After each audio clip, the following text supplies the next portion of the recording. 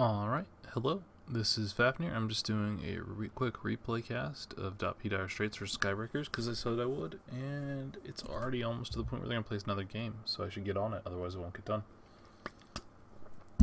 Apologies if my wife or dogs bark or anything, because usually these things are at night, so they're a little less noisy, but, you know, she might come down with questions or something for my vacation, so, you know, that's going to happen. Anyway. Here we go. Let's start up this replay. This was played last week, and this is the AD2L under 3K division. I know most of these .P guys. I also know that their stand-in 2 inside is another streamer. You can check out his stream. It's a pretty nice place with nice people for the most part. 5 seconds remaining. And Amora, I believe, runs AD2L. Not 100% sure. But I know that he's always helped me out whenever I've had any issues or questions with the rules. So. I think he either runs it, or one of the two. And they're all really nice people. So I'm going to speed up the draft just a little bit because, well, drafts are kind of the boring part to talk about. So I'll do some quick analysis of the, once we get to the first round, I'll slow it down a little bit. There we go. Alright, so Magnus Axe, two kind of lane dominators, strong heroes. Centaur Tree. Tree's a good first spin because he's a roamer with a global presence. Strong heroes for the most part. I particularly think Axe is really strong, especially at lower MMR because he's a lane winner. If you don't zone him out appropriately, similar to Timbersaw. And also he's just a strong hero in general because he can jungle. Same with Magnus, brings a lot of team fight ults, and well, he's much easier to handle in lane than Axe. He brings a lot more late game potential. Beyond that, you know, you got Jakiro, who's now a first pick hero at this point, the patch in the pros, and also very popular in pubs because of the tempo he brings at the 5 position. And Luna is a hero that has been nerfed heavily, but I still think is quite a strong hero, especially with the jungle stacks coming back and the new Mask of Madness change, making it a very attractive farming item for her, since she naturally would build Satanic Butterfly. 5 seconds remaining. Mask of Madness provides her with a lot of farming speed and attack speed at an earlier point, whereas before she would often be going Helm of the Dominator or just casual Morbid into Manta for only 900 gold more. You just get a lot of potential out, especially since realistically, beyond the occasional Lucid Beam to cancel TPs and her ult, she doesn't really cast spells that often in combat. Lucent Beams, generally once she hits a certain farm point, you just want to be right-clicking more than you want to be Lucent Beaming, unless they are, you kind of just need to burst them down with that one last shot. So, Mask of Madness really fits her, similar to how it fits Sen. Coddle Warlock is not appearing a particularly like unless you're going to run some sort of aggro offlane utilizing the Coddle. I think Coddle's potential as an aggro dual laner is huge. He can stack up the jungle, farm his Ag Scepter, or farm the other hero immensely, and he can really enable Bristleback, Timber, almost any offlaner can be enabled by the mana Coddle gives you. And not only that, the ability to just blast the safe laner like you used to see back when Coddle was very meta a few patches ago when he was the first ban in the pros. And once he gets the Ags, his potential is off the charts as a team play hero. Medusa banned out. I'm not quite sure why they banned Medusa. Since CM is a very strong support, makes sense to ban it out. It enables the Luna to just spam Lucent Beam in lane. Enables Jakiro to also spam out lanes. And then Terribly Invoker. So they're just getting rid of some of the other big carries. Invoker's a solo carry hero. I also know that Dire Wolf, the mid player for Dire Straits, plays a crap ton of Invoker. So that makes a lot of sense. Speed this up again because sitting around waiting for picks is not the most interesting thing. 5 seconds remaining. Get to the game. Reserve time.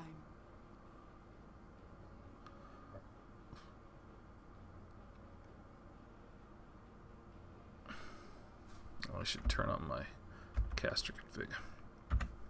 There we go. So.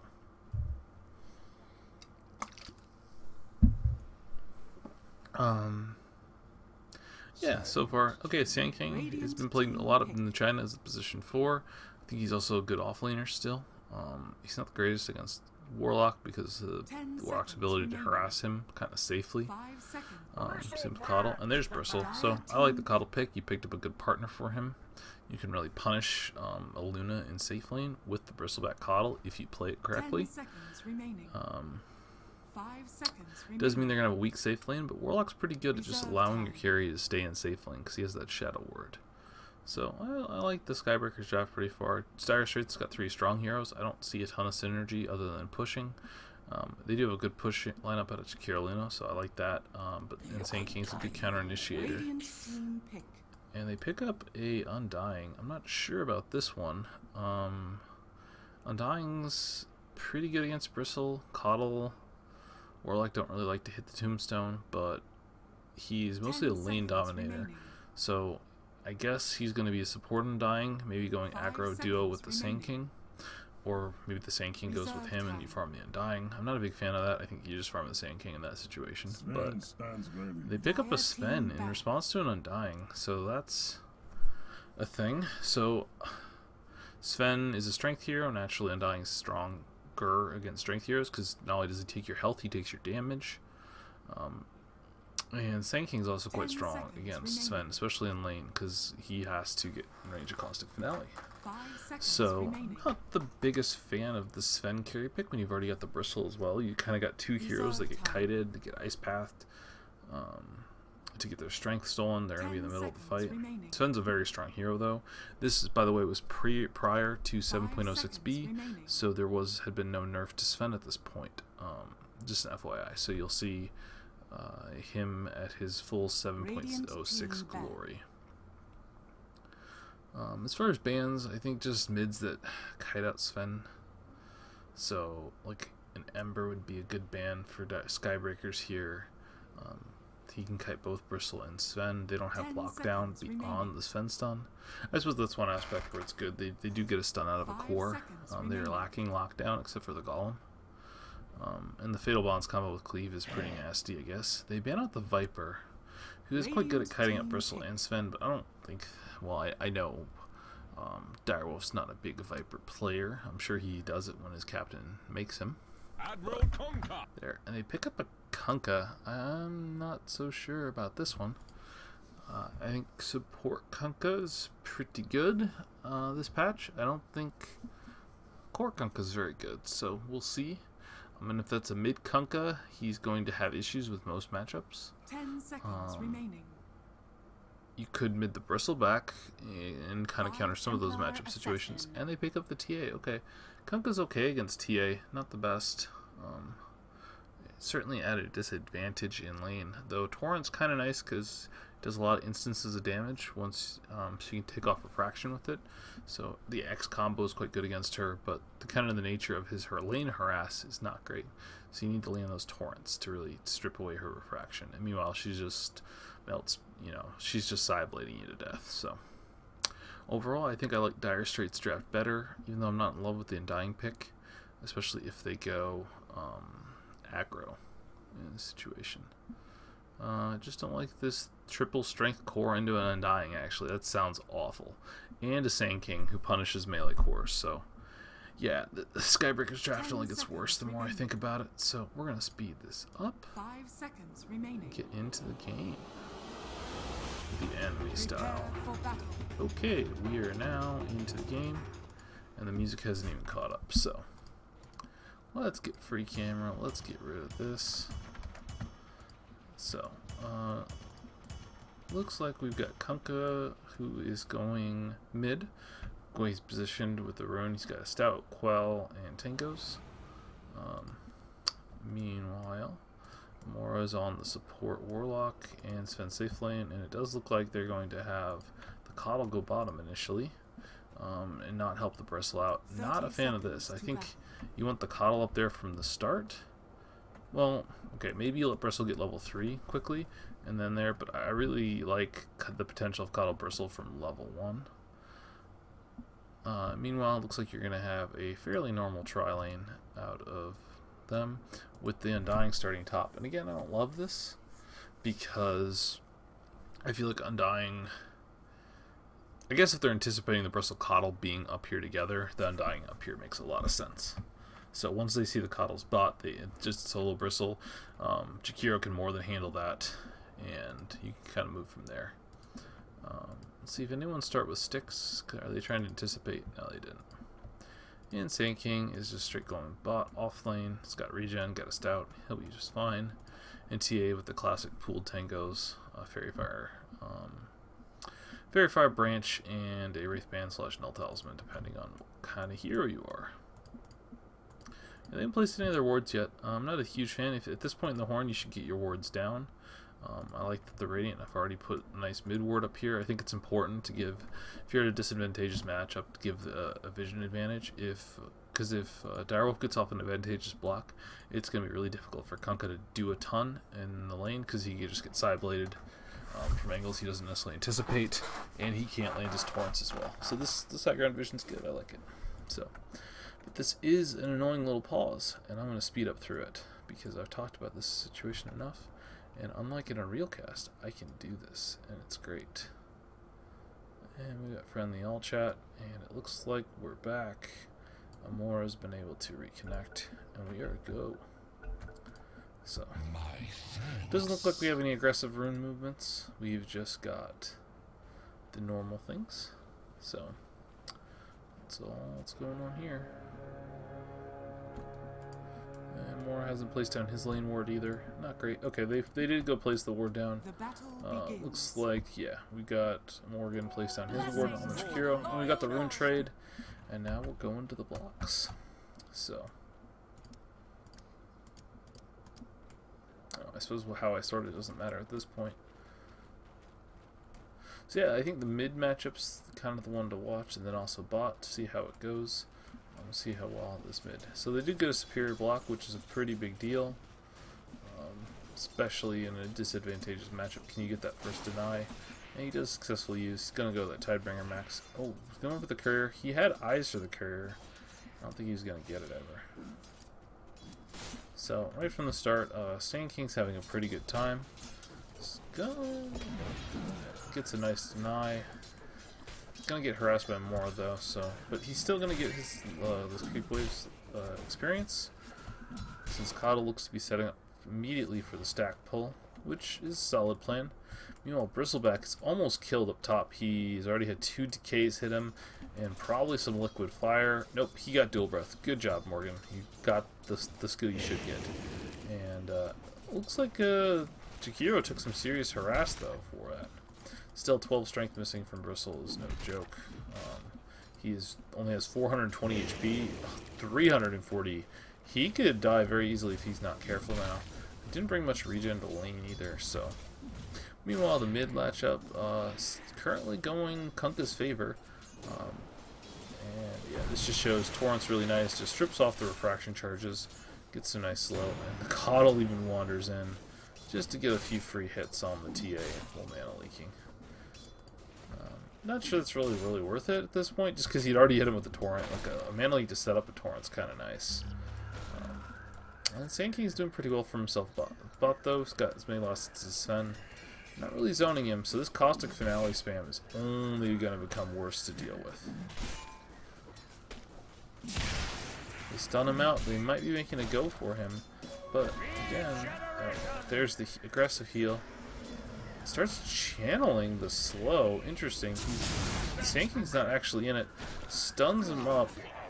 The mango is eaten immediately on Sven to get another stun, but it's only level 1 stun. Doesn't do that much damage. Herpes is able to juke into the trees, salve up most of his HP. He gets stunned out, but if he does not have a TP, he's able to juke them with the stun, and he'll be just fine and walk it off. Doesn't have much regen, and now has no mana. Still stunned himself, but he will walk away without getting killed, which is always a plus. Meanwhile, while that happened, Kunkka continues to maintain good CS and already has a bottle over the TA. TA's getting her bottle shipped out now, though, so it's just going to get harder for Kunkka as she gets more and more damage over him. As long as she can avoid these, and already getting kind of savvy to how he's placing his torrents. The torrents are just such a mind game.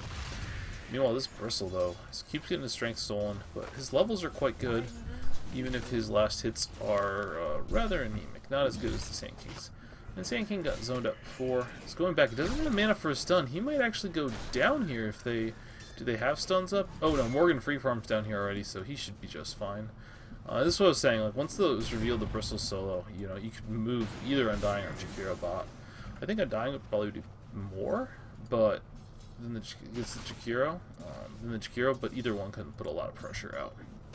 So, just trading CS mid. Sven's getting the most farm. These lanes are going pretty well for the Skybreakers, even though I don't like their try-strength core into an Undying.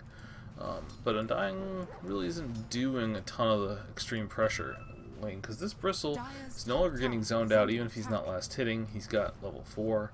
That's the tough thing about Bristleback. If you don't commit a aggro duo lane, he's not a hero that just needs levels. Like, a lot of offlaners, he needs farm.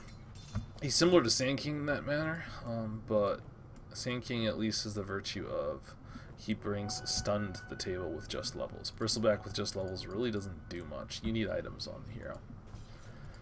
Kunkka's just got his bottles. We'll have his boot out soon. He's going to max Tidebringer, just constant harass. Fakes out the torrent, and there we go. As you can see, it's just a big mind game. X is out now to try to get some more harass up, but the bottle invis rune allows him to avoid most of that, and then he can just bottle/salve up. So, Bristleback's already reduced to just jungling at this point. He's using his mango just to jungle. No Quelling Blade, no Iron Talents. This is going to be really slow, even with his quills. Bristle's pretty good at taking stacks because of the nature of his escalating quill damage and how he can just turn his back to them. He's not really good at just jungling single camps, so since they don't have stacks for him prepared, he's going to stay behind quite some time. Because he really doesn't feel like he can get near this wave with this Undying, which I don't blame him. And 2-0 still hasn't placed his ward yet. Not great. So overall, still a very even game. Kind of just passive laning. Still no kill. 5 minutes in. A little surprising here. Looks like our Warlock's super dead. Mora gets initiated on. Tries to go aggressive without the Sven nearby and just gets burned down by the Jakiro dots and the Sand King stun. The Sven has a ton of mana, but his levels are suffering, and I think the XP, and it's still pretty even. Nice big first blood though. Sand King's getting boots. We'll have his wand up soon, and this Caustic plus Liquid Fire just means that this sun's going to be miserable. He was top of the CS chart for quite some time, and it's going to get bad now. Meanwhile, over here we've got Dire Wolf setting up this Ancient Stacks, which is kind of just how TAs accelerate. And we have Kunkka. He's doing well in lane, but now that he has his boat, it almost feels like he has to start getting some kills, because you're not going to outfarm a TA on a Kunkka for the most part. And he's an aggressive hero. He's kind of, if he's played as a mid, you definitely want to be ganking with him. Especially when your Bristleback is having kind of a rough time. Still going straight for a Vanguard Rush. Oh, and we get the boat come out.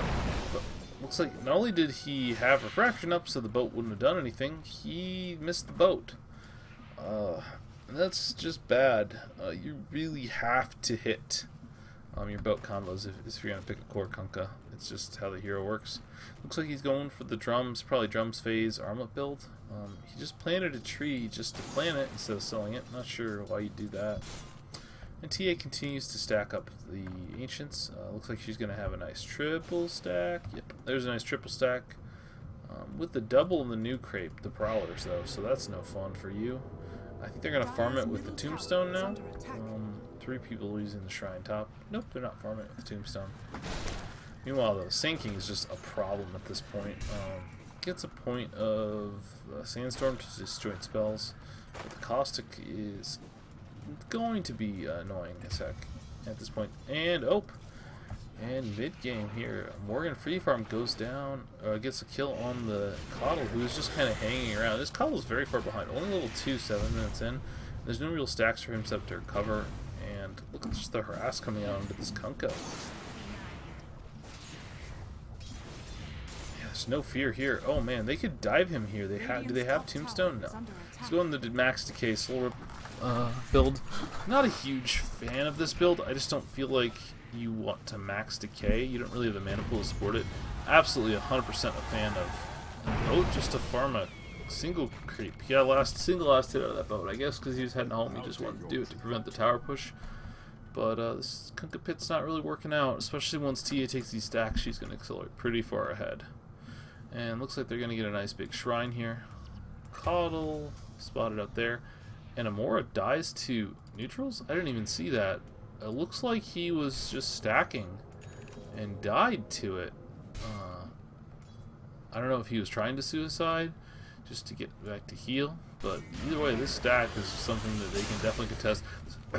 Sven gets gone on with an ice path. There's the soul rip out and the sinking slow, and this should kill him with just one more decay, and the caustic finale finishes off with the 2 points. And like that, things are getting real rough for Skybreakers already.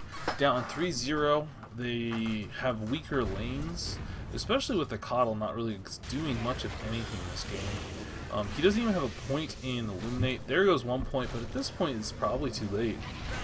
They're channeling the Warlock slow, but that doesn't do anything. They're just kind of just walking it off, and they're just stealing strength. More and more strength onto the Undying. Mid, the Kunkka is farming well, but he hasn't hit his boats, and if you're not doing that against, getting kills with the Kunkka, not sure what, okay, he's going for it again. Can he hit the boat torrent combo? There he goes. Okay, the TA is quite low, but he backed off. I don't understand this. So he expends the combo, and then walks back to farm creeps. He could have killed that TA. That was just a very strange move. I mean, I guess he could have anticipated a TP support coming in, so he didn't want to get counter killed. But if you're gonna boat somebody, go for it. Go for a kill, man. So.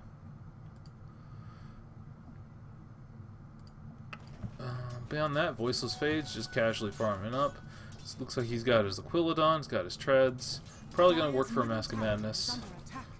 TA's TPing back to lane after being forced out.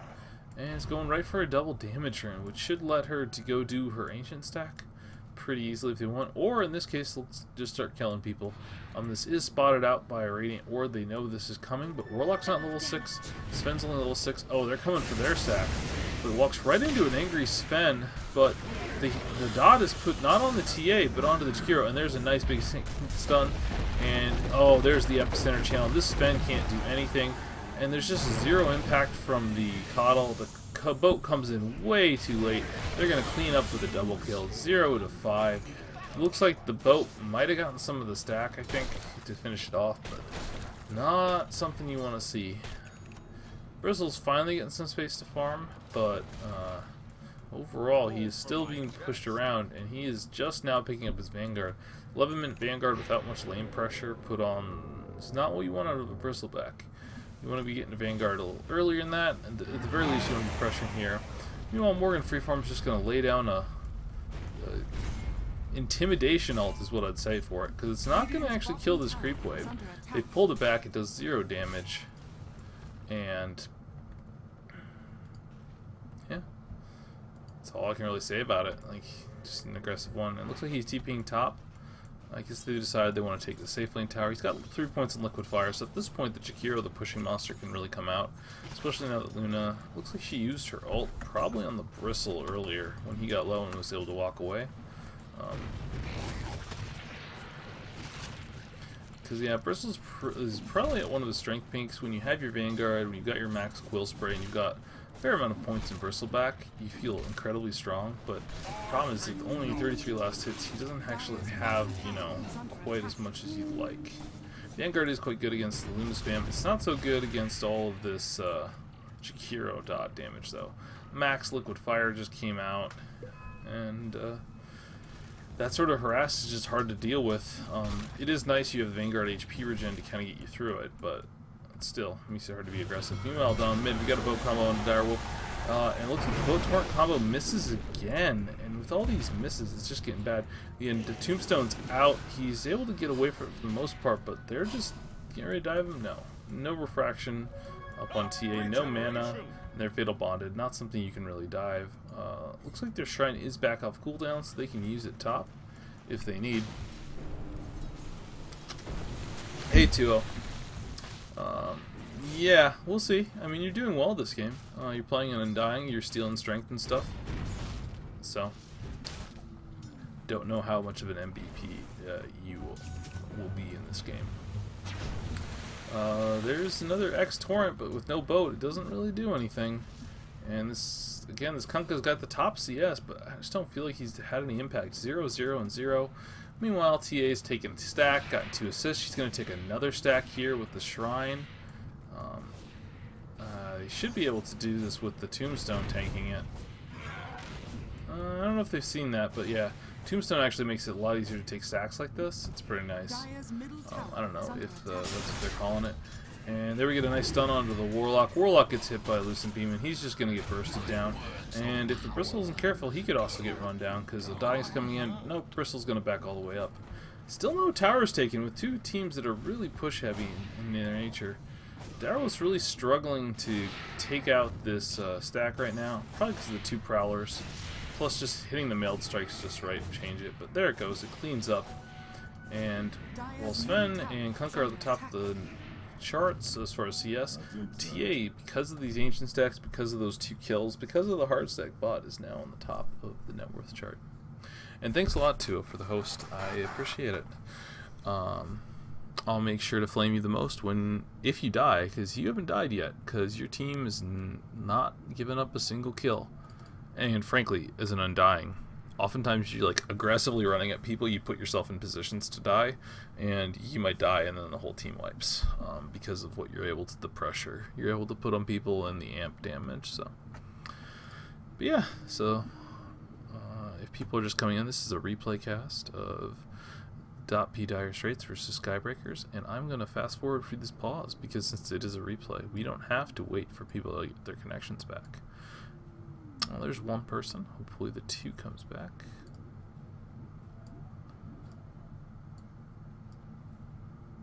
Oh, there we go. Kunkka's back. Amora's saying good, and it looks like we're good to go. So TA just finished up her ancient stacks, going straight Desolator. It's about not the greatest of farm on the TA. I did stop off for the Aquila, so we'll have this haste rune. Can maybe make an aggressive move on Kunkka with this. Though he's quite healthy and still just farming away. Kunkka is doing well, only 200 bind to TA, who took a big ancient stack. Well, there's an aspirational ice path over Morgan Freeman, but they're going to get dual slows onto this Kunkka. And oh, there is the Jakir ult in a decent position. The boat hits. It's not going to kill Direwolf though, but with this haste rune, you should be able to run the Kunkka down. Kunkka, yep, gets slowed up a little bit more. It's just going to keep getting hit. The Torrent is enough. Oh, the Torrent's another miss. And the Kunkka finally goes down. There's the top net worth hero there. The TA is still running around. No refraction used there. Oh, Sven hits, but with refraction getting off, Sven can't do much, despite the fact he's got a Mask of Madness. Oh, there's a Warlock. Okay, they're ulting. Direwolf goes back for the Courier, but there's no stun out of the Sven. He doesn't have enough mana. Oh, there's the Golem stunning onto 3. Oh, Sven, though, is going to get burst down. And it looks like Direwolf might survive this. No, he does get burst down, giving them their first kill, but Moore's going to go down. The Epicenter confirms that kill. I don't think they really needed it. Now they can clean up the Golem. Oh, bot, is there someone else? The Bristleback's here, but they're trying to chase him. I don't think you really want to mess with the Bristleback. Everyone's kind of low in this Golem's here. Oh, Kunkka's already respawned at this point. 2-0. Claims he's the MVP, might get caught out. Instead, he doesn't. Looks like the choice is going to be no one. No axe got off. He just torrented and boated, hoping that Morgan would walk back into it. So you're going to have all 3 heroes shrine up. So ends up being, overall, the best fight Skybreakers have had, which is to say they got a kill, which is nice. But they did commit the Golem for it, which is a big cooldown ult. And the only similar cooldown ult is the Luna, and she still has her Eclipse up. So now the TA can look to be super aggressive. Sven also already have cooldown. He gets stunned up again. Oh, there's the Ice Path. There's the Sandstorm. Liquid Fire's coming out. Dual Breath. This Sven is just looking very, very dead right now. These 3 heroes just running him down. He could stun all 3 of them, but it wouldn't matter. He's just going to burn out. And yeah, Sven really can't do much. He's got this Mask of Madness, but doesn't feel like he's doing much. And without the Kunkka impact... Oh, we got to go on a mid. But the Kunkka TP's come in to save it, and it looks like they got a mana leak and some harass on the TA, but no X-Boat combo came off. Yeah, the boats are not good. He's farmed well on the Kunkka, but man, he is not hitting the boats. That's the problem. You gotta hit the boats on a mid Kunkka. Meanwhile, Voiceless Fate's getting gone on here, but Mask of Madness, even with the goose stacks, Luna's so fast with the Mask of Madness on, she's able to get enough distance that she's able to walk it off. Honestly, at this point, 1 to 10, I probably would have dived her. Like, yeah, oh, she's probably going to eclipse me, but man, as a bristle this far down, you just start feeling blood. Meanwhile, bot, Herpes is just able to push unencumbered. He's got his blink dagger, so he really cannot die now. Moore is going to TP in, but Herpes is going to head for his blink. And once the blink's up, I don't know how Skybreakers take a fight at this point. With the Undying, the team fight they have is just crazy. Unless they get a perfect boat or torrent into a Sven stun, into just like a Warlock Fatal Bonds, that sort of thing. I don't know how they take a fight. They desperately need that. Kunkka's got his Shadow Blade up. Maybe that will help him set off his combo. His X's range is pretty garbage at level 1, so he can set up that sort of combination now. But meanwhile, it looks like Dire Straits is grouping up to take advantage of this Sand King blink. Looks like we're going to have a 5-man smoke gank. And the Desolator's finished on the TA as well. Oh, goodness. Let's see if they run in and find the Sven. I think they're going to. Yep, they see the Sven. There's the blink stun.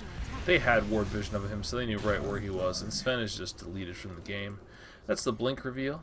Kunkka is sitting here with the Shadow Blade. You know, there's 5 heroes here.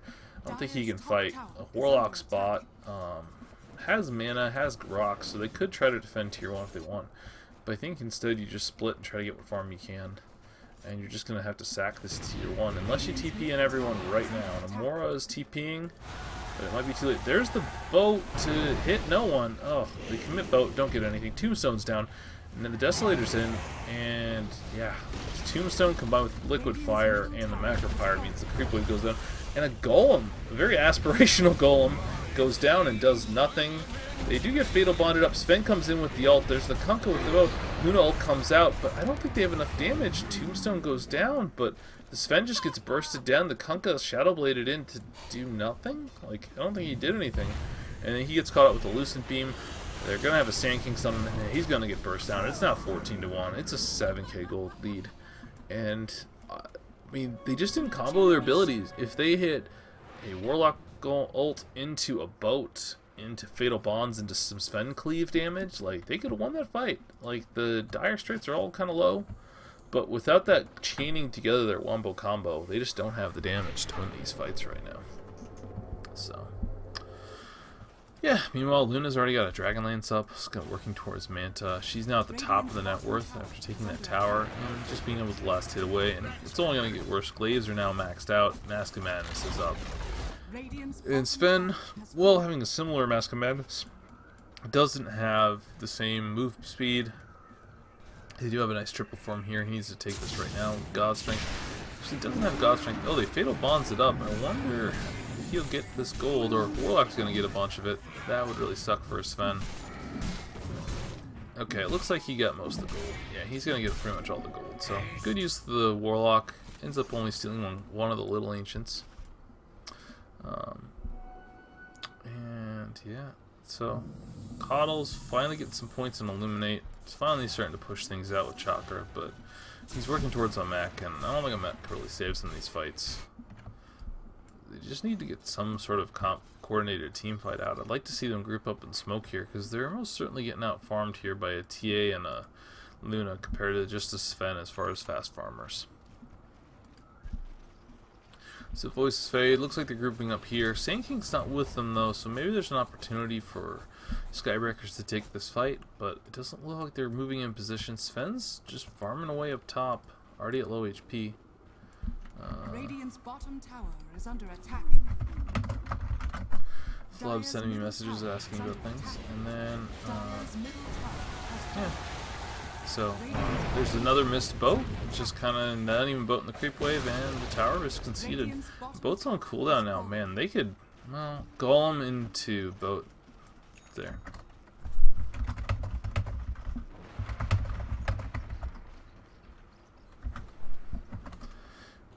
And I think they're just going to farm up the Radiant Jungle and then move to mid. Oh, no, the creep wave is really pushed, so Direwolf's going to have TP back. His blink's already done. So these key items are already coming online. Still no blink for Sven. He's elected for just a straight BKB, but I don't know if they're... Oh, yeah, I should. Oh, well. A little late to do that at this point. I'll mess with that for game 2 in between. I always forget to do that when I cast as well, too. It's funny, when I was casting the Devils, Kyrie and Kimbrel would often complain to bitch about the game or each other mid cast sometimes. Like, it was always quite amusing to me. It looks like they're getting a push to set up on mid. We got Voiceless Fade up here. Oh, looks like they've caught the Warlock, and without the Warlock, I don't think they can win any fight. That's a huge pick. He's one half of their big team fight combo, and Fatal Bonds into like all their spread damage is really kind of how I think they win a fight at this point, how far they're down. So as it is, yeah, it looks like TA is just hanging back. Should really try to just get the Desolator debuff onto the tower. That really would help Luna push better. They do have a sentry, but it's kind of positioned pretty far back. No, that's an Observer Ward. Huh. No sentry to deal with a Shadow Blade Kunkka. Interesting. There's a Vanguard on the Undying. I haven't seen that in a while. Not really that useful this game. I think Mech would probably be the play, or potentially... Oh, they got a Mech Image here. Okay, that makes sense then. You can get a Crimson Guard then. So, I think Pipe would be better. There's a lot of magic damage between the Coddle there. Oh, they do get an X on to the Undying, but he's not the target you want to go on. Warlock's already respawned. They get a 2-man Golem, but the Epicenter comes in on the Sven, zoning him out. Fatal Bonds doesn't really connect anyone, and TA is just getting bursted down. Voiceless Fade didn't have the ult up, so used up the ult, and they're just getting burst down here. The sustain is too much between the Soul Rip, the mech on the Jakiro, and the inherent tankiness of the Luna with who's ahead, and the TA's refractions. And that is 3 dead, and they've used their big teamfight ult, so I don't think they need to stop going. They can just keep pushing here. The Deso TA, they are getting healed up by this, so they could easily go high ground, but instead it looks like they're going to elect to make the safe play, take Roche. Morgan's going to... Oh, they might take this tier 2. Just Luna's heading into the... I don't think you can really solo Roche yourself, but I guess she just wants to get started, and they've decided they want to push this tower down. This tower should die pretty quick. They ford it up, but I don't think they're going to defend. Bristleback's going for a hood build. I don't see much point in that. Sven's has no interest in fighting over this tower, just going back to farm. He wants to finish his BKB, so he has that to deal with Luna Eclipse and the Sand King Epicenter. Meanwhile, they have Luna tanking this instead of the Jakiro instead of the Refraction TA, but it is melting pretty fast with the Deso and Meld. Imagine they'll give us the TA. They give it to the Luna instead. I guess they want to have the Luna hit the towers. Normally you'd want the... Intuo tags it.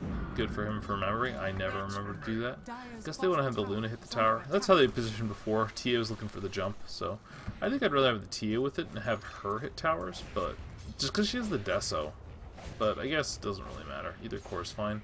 And TA is going straight for that BKB instead of another damage item, which makes sense. You don't want to get Mana Leaked or Illuminated, blinded when you TA. You just want to get your damage out.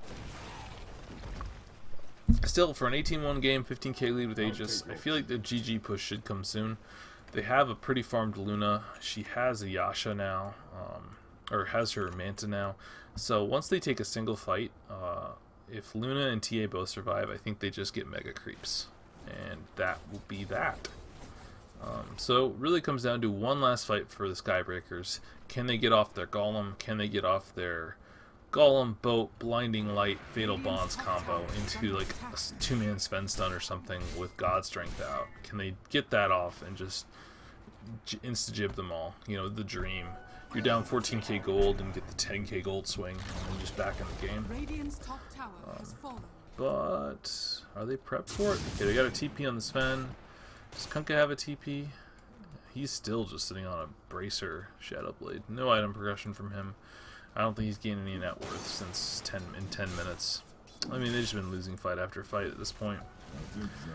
And it looks like they're heading back mid. I think this is their chosen lane to push. And we'll see if the Skybreakers can make this fight. Coddle does make it tough to push, especially since they just have a mech and no pipe. BKB is finished on Sven, that can make a difference. Luna just moves forward aggressively, just starts hitting the tower. Macro Pirate put down to kind of create some area of control, but it's kind of off to the side, doesn't really give you much control. TA is finally able to move up and get that Deso debuff on the tower. And they're able... Oh, Blink Epicenter onto a solo Bristle, not really worth it. They get a 3-man Golem and the them, but there's no boat. Oh, the blinding light pulls them away from the boat. Oh, but they walk nicely back into the boat. 2 on side's just getting cleaved down, and he's able to run away, but the fatal bonds damage might take him out. But still, they're just not doing enough damage. They didn't get a blinding light into it. They didn't quite get the combo off. And they do take down the Luna, but they lose their Sven, and now Luna's respawned. Oh, the Bristle just melts with his low armor. The Meld Strike for that took away all, and Direwolf's just cleaning them up. And that's 4 dead. Only a buyback on the Kunkka. This Warlock is dead as well. TA is just going to walk in and just burst him down, maybe? He's got the blink. There you go. Warlock's a tanky guy, naturally. But now, the base should fall, and this is at least 2 lanes of racks, probably more. And the Skybreakers call out GG. Looks like that's it for game 1. So 2-0 is claiming he's the MVP. And he did have one of the deaths, though. So, sorry. He had a death. Can't be the MVP. No, the whole team played well, and they just snowballed on him. Undying pick really worked out, especially when they picked 3 strength cores into it. And with that, actually, we have a patch. So that means I need to update before I watch another replay. So I'm going to do that real quick.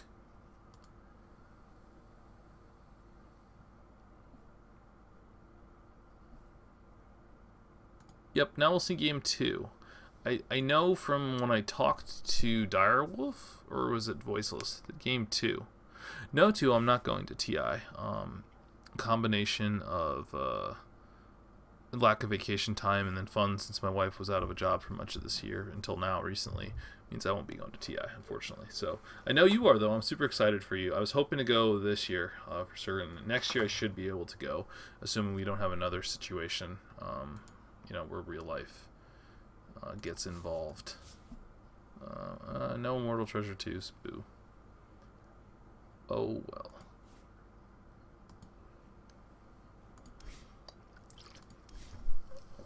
Now let's take your advice though and set myself to offline. So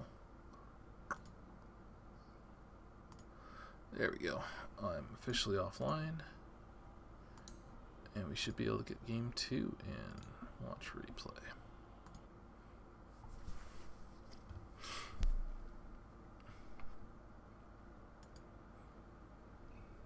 Alright, so this is game 2 now of the Skybreakers versus .P.Dire Straits. Again, this is played on 7.06A. No, not even A, just 7.06, so Sven hadn't been nerfed yet. And Dire Straits took it in commanding fashion, 18-1, 25 minutes or so. GG called out. Luna, Jakiro, Sand King, Dying's good heroes. So Jakiro was banned out first phase by Skybreakers because screw that guy, he was a pain to deal with. Oh, thank you. I appreciate the compliment. I personally think I sound like a Muppet, which is to say, it's fine, because if I sound like Kermit, that's great. He is actually a newscaster. If I sound like Fozzie, that's less good. I'm not sure which Muppet I am most days, though. I like the Warlock ban out by Skybreakers. Still a strong hero. Same Banes out on the Dire Straits.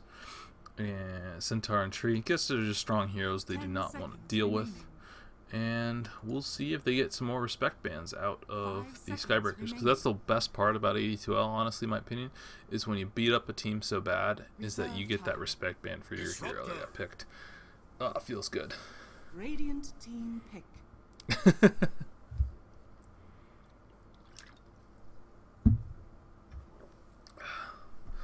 Yeah, my wife thinks I'm silly for doing this stuff too, but I love it, so it's a good hobby to have. It's either this or watching sports, so, you know, those are the 2 things I do since I can't play sports. I'm going to keep speeding up this draft because it's not that interesting. I don't love the Disruptor first pick. I think it leaves you kind of vulnerable. I love the Disruptor as the hero, but I feel like you need to have the right game and lineup for it. But, you know, if you're confident with the hero, you can make it work, though. Especially if it's, like, just a hero you're going to hit your combos on. Like, it's all about the combos with him. Are you going to get the Glimpse, Kinetic Field into his ult? Like, do you hit those 3 spells in quick succession? Well, proper succession. And Dire Straits gets their Luna again. I know Voiceless Fade loves this hero. Thinks it's OP as heck. And especially when you can secure that CM just to get that Lucent Beam spam, makes it so hard to lane against him. Like, for example, Tide is pretty tanky. Again, Skybreakers had a lot of team fight. They went with Kunkka mid, team fight mid, Warlock. 10 seconds. And then the remaining. Coddle kind of all provide team fight presence. So, 5 Disruptor seconds Tidehunter, they're remaining. already saying, hey, we're going to have a ton of team fight. Dire Straits match that with 2 heroes with impressive team fight of their own. Resolve time. Tidehunter Luna with the CM is interesting because normally Tidehunter can just stand there and just take it for most carries. But, you know, there's some that can continue to zone it out. With Luna having CM mana, you can just Lucent Beam spam him out of lane. Like, he just can't, Kraken Shell doesn't mitigate that damage, so he just pushed out. Alternatively, you can get like a Life Stealer, and Life Stealer can just chunk him because Feast damage doesn't care about Kraken Shell very much either. So, 10 this seconds Fen is remaining. banned out. I like that ban out of Dire Straits. Fen, especially this again before he was even nerfed, even the little bit he was significant nerf. And he's OP as heck in this patch, I think. Sand King banned out again, nice respect ban they have to deal with, and they ban out the Life Stealer, another strong carry. And Axe is their other ban out. I believe they banned Axe first phase, so it makes sense they value banning it in. And the Silencer's picked up for Dire Straits. Love it. It's a classic counter for team fight. If the last game they kind of went for a team fight mid and everything, you get the Silencer up. And Tidehunter is Silencer is one of those classic supports you pick against the Tidehunter because you can always global when you think he's about to go in, or you can even global if you're far enough back. You should be on a support Silencer. You're far enough back, you global, there's no follow-up to that Ravage. Or vice versa, you can prevent the counter engage with the global silence. Tidehunter now does have the tool of either Lotus Orb or Guardian Greaves later on in the game to handle that, which weren't options with him before. He just have to have a BKB and hold it, which was less natural for him.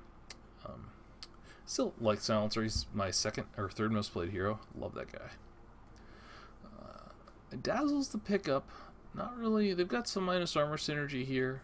Not the hugest Dazzle fan, unless your cores do a lot of physical right click. So we will see if they round out the draft with like an SF or some other physical right clickers. Life Stealer's been already banned out, so maybe they could get a TA themselves. They could also do there's any number there. And Dire Straits responds to the Dazzle pickup with a pretty smart pickup of their own. They grabbed the Slardar, probably for offlane, though he could be a support with the CM and you could run a Silencer mid. I think Silencer's mid's pretty strong in a lot of matchups. And they pick up a Jug, so there's a physical damage carry. Can utilize both Gush and Weave effectively. Also gives them a ton of sustain, so a sustained sort of push strat is definitely possible here. Though they don't really have great wave clears, so I don't know how well that'd work. I like the Deuce ban. Deuce is a solid mid for this sort of team fighty lineup. Plus secures the late game for them. It's really tough to fight into a Refresher Tide plus Deuce, especially with Jug if he's gotten any modicum of items. So 10 seconds remaining. Let's see, Skybreakers. I'm not sure what ban for Dire Straits would be good. I mean, I guess you just want to ban, yep, TA. There's another respect ban. It's also a really good pairing with Slardar. So I think TA is just a solid ban in general. If they've already shown that you can play it. 10 Just seconds beat remaining. this up, 5 get these seconds last picks in, and we can go to the reserve game. time.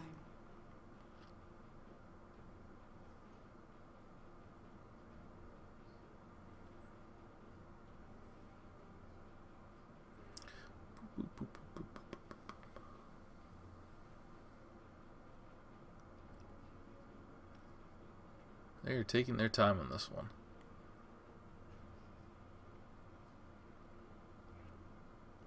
10 seconds. Okay, they go with the last pick, Sniper. Okay, I like Sniper versus Luna. He doesn't really care about global silence. He usually stays far enough away from Crystal Maiden. Slardar's a good jump hero though, so like that could be problematic for him. But I like the hero overall, this matchup. I'm curious to what mid they'll play against it. Maybe a jump mid, you could go with a Phantom Assassin might be good. You can pick up the Slardar. Okay, they go with Storm Spirit. I like that pick. Storm Spirit craps all over Sniper. Provides them another jump hero. Doesn't really synergize with Slardar the best, but you know, whatever. Like, he's just a good hero for the situation. He also lanes pretty well against Sniper, and then once Sniper gets enough shrapnel and enough headshot and items and damage to really threaten Storm, Storm has 6 by that point. And once Storm is 6, he can just zip on top of the sniper and kill him. Like, even if you drop shrapnel on top of yourself, it often isn't enough to stop him before he kills you, and then he can TP out or walk away. And also, you run into the issue of he can zip out of shrapnel, so the slow isn't as effective. It doesn't take damage while it's zipping, and he can also zip to avoid the ult. So it's just a tough matchup for Sniper in general if you play it right as a Storm. Even if the Sniper can probably win the lane overall, potentially, with if you're judicious about using your range to last hit, a good Storm Spirit can definitely do a ton of work in Sniper in the lane and come out of the lane better than most Storms can. So I like the pick. I like Dire Straits draft better. I'm not a huge believer in Tide and even overall as a hero still, so I like it better. The one caveat I'd have is Slardar could have some serious problems against Jug CM, or sorry, Jug Dazzle. That's a pretty nasty lane to deal with, and Disruptor as well. It's a pretty nasty lane. Glimpse is really painful against them, so we'll see how they run this. So it looks like it is going to be an offlane Slardar.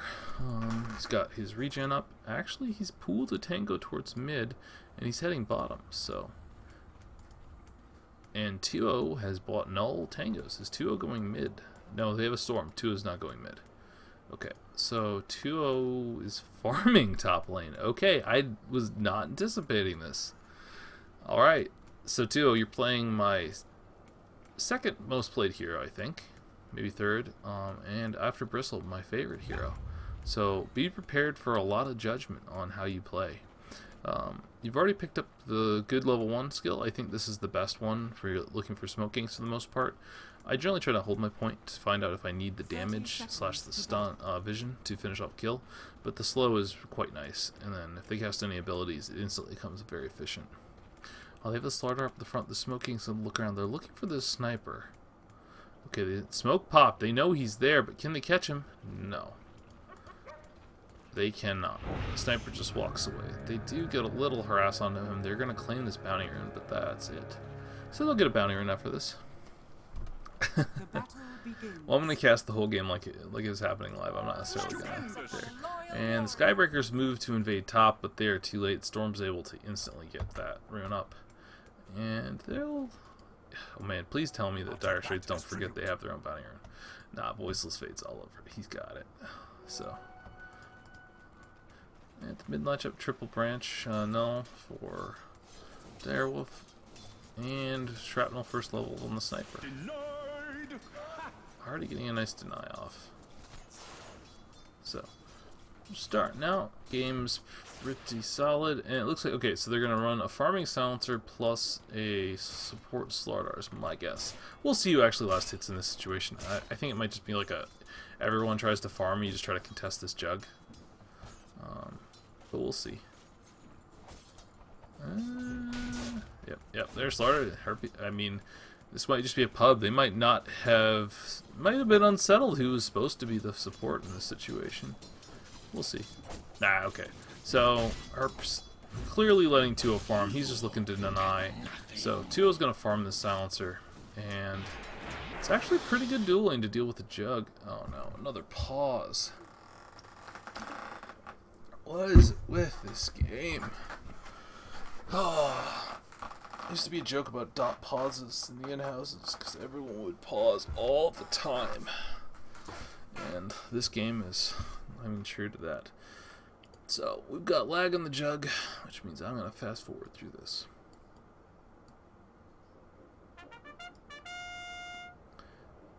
Okay.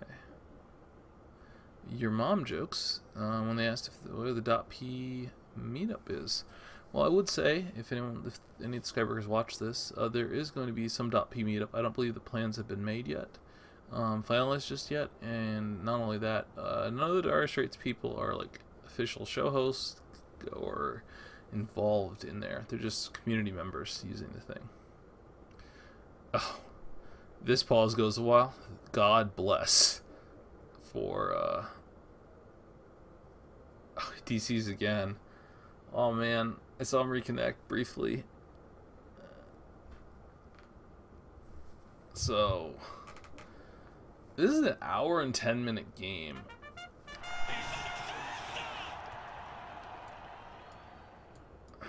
How long does this pause go? Oh my goodness. It's an hour and 10-minute game, and this pause has gone on how long? Oh, whoa, whoa, whoa, whoa, whoa, whoa, whoa, whoa. Okay, stuff happened. I was a little fast forward, but it looks like nothing important happened. There was no first blood. Looks like 2-0 got a 3 or 4 last hits under tower. Good job, 2-0. And looks like mid, sniper, and storm are pretty even, so that's good. Chibibaka's just chilling out. Dual lane versus CM Luna. Tide should be able to do alright for himself. He's trying to pull this jungle creeps, but he's going to mess it up. And you could just go last hit the creep wave. So, meanwhile, Herp's getting pretty aggressive for a level 1 hero. Dazzle's just giving him the business. This is what you do as a Dazzle. Yeah, it's a level 2 Dazzle, level 1 Slardar. Not the best situation. Looks like they got off a pull. Yeah, they got off a pull, but it was just a single pull from the looks of it, so this wave should push nicely, which will put Herp and 2-0 in a good situation, though 2-0 is really far forward. 2-0 might be in trouble here. Kinetic Field does hit. Poison touches out. The creeps are coming. The jugs are coming. 2-0 is going to be in trouble. Oh, he gets glimpsed back, which wasn't really coordinated with the Juggernaut, but is he going to live? The heal bomb completely missed, and 2-0 feeds first blood. So, yeah. So, just farming all the way up near the tower. Didn't work out versus the tri-lane. On the bright side, for .P.Dire, it looks like Sniper and the...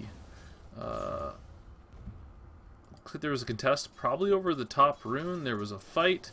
Looks like Shrapnel came down, did some decent damage, but Sniper walked into 3 remnants and just died for that. So that secures the bottle up on the Storm Spirit. That's a pretty big deal. Oh man, I'm just missing kills left and right. At least I got 2's first blood, thank goodness. But yeah, it looks like the Tide gets run down. Just gets bursted down by Lucent Beam spam. It's level 2 Lucent Beam, does quite a bit of damage, and then you get the right clicks plus the Frostbite's pretty good. Meanwhile, on top though, this Jug's still getting pressured here. He only got 6 last hit, 2's got 5. He did feed first blood, but as far as contesting them, this is not the greatest. It's a tri-lane versus dual lane, so contesting it pretty well. This Slardar's getting beat on, gets a nice double crush off. They have the spin, they glimpse him back, but the glimpse doesn't set up the spin, and this Jug still doesn't have boots. Even though he has 800 gold, still doesn't have boots. This is problematic for his kill potential, and still isn't going to buy it. I'm not sure what he's doing. I think he's going to try to go Battle Fury, honestly. But if he had boots in this situation, he could have easily potentially got killing someone. And 2 is just doing a good job. He's just harassing it up, just spamming this Q because he's got that CM mana, which makes life so much easier for everyone. Dire's got nice vision though. They're taking advantage of that. I like it when you're going to run these aggro. Did they get dewarded? I think they might have gotten dewarded. Yeah, I think this Sentry Ward might have dewarded. Unless they gave a ward to mid. I don't see where the Radiant wards are. Okay, there's one Radiant ward. Yeah, when you're running aggro duos, I really like to have vision up there. They might have gotten dewarded though, and I missed it. But yeah, they're getting good XP up here though, and 2 is out farming the Jug as far as CS goes. I mean, Jug does have that assist, sweet assist gold, but overall, this is a successful aggro duo. You know, giving up first blood is not the biggest of deals, especially when you're able to deny and out-deny and CS the same when they're committing a tri-lane for you. So far this is going pretty well, I think, actually. 2's going for treads straight away, and we've got Iron Talon and Slardar. Meanwhile, looks like we're getting some stacking of Ancients going on. Double Shrine for some good value. Still no boots yet on the Storm Spirit, but he's level 5, so he's pretty happy. Keep it even with the Snipers, not bad. Meanwhile, this Luna is completely free farming. The Sniper is going up in CS on the Storm Spirit, but once he hits 6, that whole equation changes, and he could definitely go for some kills. Probably wants boots first. Oh, up top we're getting pings. His Dazzle's pretty low. Doesn't have mana to do much. Still no boots on the Slardar though. Desperately need to get boots on him. Okay, so now maybe if we get a boots crush, we can get something set up. Oh, there's this poison touch slow on the. Are they gonna let him get close? No. Just kiting it out, but still, because of the nature of the this Dazzle, in trouble. Gets slowed up once, gets the crush off, and now they're just going to be able to punch him down. This Dazzle's dead. +2 for 2-0. First bit of int. I like the build, getting that value points of Gleaves, so I think you're on the correct build for the situation, but you want to get your nukes up in this sort of lane because you need to contest the lane. It's not one where, and the silence is definitely useful this lane. Do they have wards on you know, I can't quite tell on the replay, so. But meanwhile, mid, Storm's level 6. I feel like he should be going for a kill here. He's going to get shrapneled up. He's quite low. He's playing with fire because he's got a full bottle, but yeah, Disruptor's not quite there. Disruptor's actually spotted out by the Slardar and is going to be chased. Assassinate's coming out. Oh, Direwolf does not dodge it when he easily could have. He had the mana for it and comes within 10 HP of death. That's just a mechanical misplay. You got to dodge that with a zip. There's a little bit of animation for it, but you got to do it. You know, 2 is actually left up top. The Jug knows this, but the Jug does have boots now. 2's got to be a little scared, but not too scared. And Jug, once he backs off, though, needs to be very scared. He's going to get hit with a nuke, and Disruptor's going to push him back. Oh, there's Dazzle. Oh, man. 2-0, I believe you are very, very dead. Jug is just going to spin on top of you. There's the heal bomb, and there's the second death. Meanwhile, at the same time, because I think they're life-linked or some manner, just like last time, the Tidehunter goes down solo to the Luna, and I don't know if Luna didn't even use her ult with that. CM wasn't even there. CM was TPing top to try to save 2-0, I think, and yeah, Tide just gets solo killed between the tier 1 and the tier 2 top. The supports were both going for the kill on 2-0, and Sniper didn't want a TP. They do get a nice scan out on the Slardar. But with the shrapnel revealing it, there's no follow-up yet. Dazzle's coming in. Oh no, he sprinted now. I think Herpes is going to die for that. He should have instantly TP'd out. He has one in his inventory, but it wasn't in the active slots, and he just dies for that. And I think they have this ward up here, gave them vision of what was happening, and the nice scan out to confirm that he was sitting ganked there. So Skybreakers already is playing so much better. They're down on a little bit of gold just due to the fact that their safe lane's being contested so damn hard, with the Silencer matching the Jug CS, and Luna's just free farming, but you know, they're playing much better, certainly. Meanwhile, more of them are running down the CM. Morgan freeform looks like he was trying to get there. They glimpse him actually kind of not the greatest of glimpse. 2 comes in, should be able to clean up the Disruptor, but the Jug's going to come up. I think the Jug's going to kill him. Oh, and the Dazzle heal. Oh, the Jug does... Oh, he commits the phase boots and gets juked by himself. I don't think they're going to be able to run 2-0 down now. Maybe not. Poison touch isn't up. I think 2-0 is going to be just fine. Unless Omni Slash is up. Omni Slash is not up. Slardar's here. So, oh, and Morgan freeform's already home, and they're just going to feast. 2-0 gets another +2 intel. So good job. Jug messed up there. 2-0 was kind of out of position. Wasn't able to get the first kill on the Disruptor, but then was able to get some kill. And now this Jug, oh, and he just spins away. But Herp's in there, position to potentially dive him, but it likes to get it against diving under tower with sprint ups, probably for the best. And this is one of the best aspects of Jug as a safe lane hero, is that he picks up there. Oh man, and it looks like they did commit the, looks like the Ravage was committed onto the Luna, but it wasn't enough to kill her. He was just trying to get away, and Luna uses her own ult to get the Tide, so they trade a Ravage for an Eclipse and the kill. So now it's 3 deaths on the Tide, all been voiceless fades, doing 2 of them solo XP, so this Luna is quite far ahead. Though Sniper does have the most CS, because the Tide is coming into lane a lot and dying, is doing well enough at contesting him. Meanwhile, this poor Jug has only 6 last hits more than the Disruptor. Oh, Jug gets dive under. Oh, the heal bomb completely turns that around and just destroys Herps. And what looked like it was going to be a Jug kill ends up being a quick return, just because Dazzle's a very strong hero. Still 2-0 sitting here. Looks like he's electing to go for Dragonlance. I don't particularly like that this game at all. I think this is really a 4-staff first game for the Silencer, or potentially a Drums. I think you need some mobility on the hero, for sure. And Dragonlance will provide, you know, some basic strength and agility. Isn't something that benefits the Silencer hugely, except his right clicks. But especially when you're going the nuke build, it doesn't really benefit you that much to be right clicking until you steal a bunch of int. So I think just a straight 4-staff Drums or 4-staff Medallion is probably the play this game. Get yourself some armor, get yourself a 4-staff to be able to get away from that Jug. Oh, nice crush. Herp on Chewy, but Chewy Baka is a tanky boy. Herp was drinking this game. Huh. I played a game with Herp drinking last game and we won, I'm pretty sure. So, you know, it's not an instant GG. Oh no, with only 2 points in Kraken though. Lucent Beam 1 comes out. Lucent Beam 2 is going to confirm this kill. All they've got to do is tank the tower a little bit for their Luna. And now Luna just hits press Q. Press Q, collect your winnings. And Herp is just eating a ton of shrapnel. Oh, Herp's going to get assassinated. I can just feel it. Yep, here comes. Rip Herp. Tanked a few too many tower hits, more than he needed, and he is down for the count. And this is a very sad Slardar. He's playing aggressive, he's getting kills for his team, but he's dying every time. So that's just, it really slows you down progression, which is unfortunate. But still, the good news is that the offlane silencer's out farming their jugs, so that's a good sign. And Storm, meanwhile, is doing okay. Looks like he is being pressured somewhat on the sniper, and the sniper really is being contested at this point. I'd like to see them gank the sniper. He's gotten 2 kills now due to some rotations, and I would really love for him to get ganked.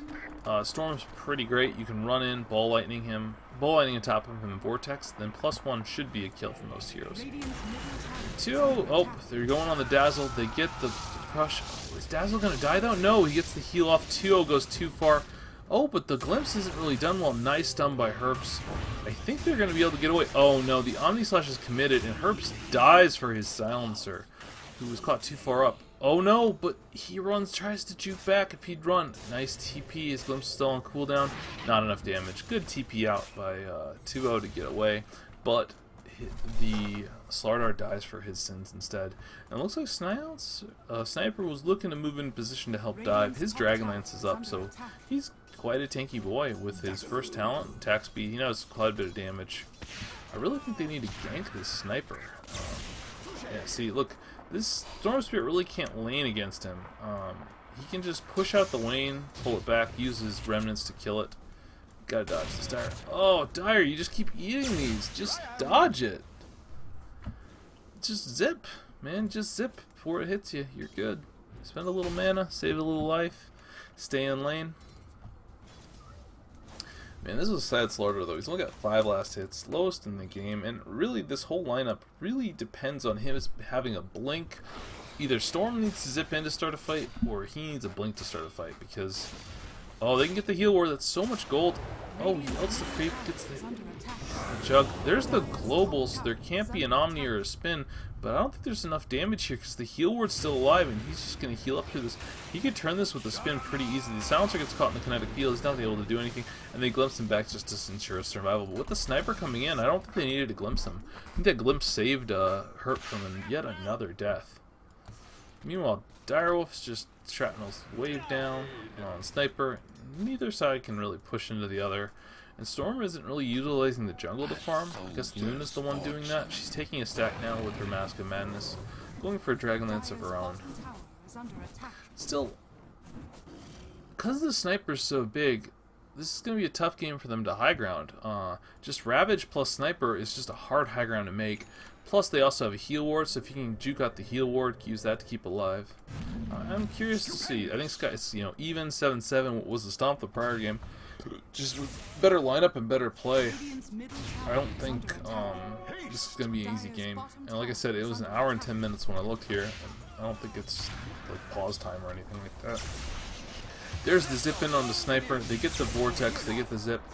But okay, Luna's here. He's out of mana, he needs to be bottling up. He's got the haste rune. Man, they're chasing him. Are they gonna get him? Yeah, they got him. Okay. Still, I had to dive a little deep for that. I don't know if Dire, I wasn't precisely watching. I'm kind of wondering if he miscounted, missed a Overlord proc there. That Sniper just took forever to die. I guess he was on Strength Tez with a Raindrop and a Dragonlance and a second Wraith Band, so... Oh, and there's a Ravage onto a solo... Man, that was a questionable Ravage. I think Tua's gonna... No, Dazzle's there to thwart Tua's ambitions again. Oh, there's a Storm. Comes in with no mana left, though. Oh, Voiceless Fate's here for the cleanup. +2 for 2. There's the ult to confirm the kill. And now the ult just is a celebratory ult, but Tide has to walk it off because he does no Ravage, and with no Ravage he doesn't really do much yet. Hey, Mr. Blue. Good to have you here. I'm just casting some .P.Dire Straits with a little 2-0 inside action on Silencer. He's playing offline Silencer and was out farming their Jug at a certain point, but now the Jug started to get some kills, so that's not the greatest. Luna's zoned back. Her own Dragonlance is only a little bit off, but with all their ults committed, it's difficult to push. They don't have that Jakiro, they don't have that TA, who just shreds creep waves. They got a Storm, so it's really more of a ganking style. Wait till his Bloodstone comes online. 16 minutes in, he's not having a quick Bloodstone, but he's still on track to get his Bloodstone in 2 to 3 minutes, so we'll see. This Tide Hunter's walking aggressively towards the Storm, not going to do much there. He'll just collect the farm and go from there. Jug's in full triage mode, just phase boots straight Yasha, no Aquila, no Quelling Blade, just trying desperately to get what farm he can. Got the heal ward levels up though, but overall he is still very far behind what you want to be.